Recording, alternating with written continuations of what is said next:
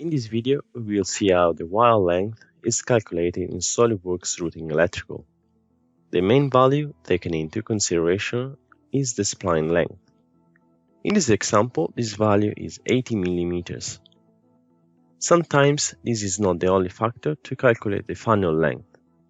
In fact, as we can see in the bottom table, there is a discrepancy between the defined length and the final value.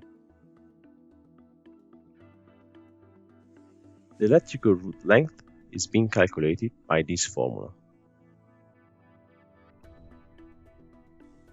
As we have seen, the root length is the length of the spline.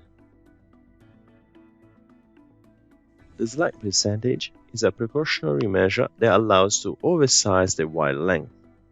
The software increases the calculated cutting length of the wire to account for sagging, kinking, and so on, which can occur in real installations. The slack percentage is set to 0 by default. The additional internal wire length is a property that belongs to the connection point. It specifies a value to add to the cut length of the cable to allow the wire stripping.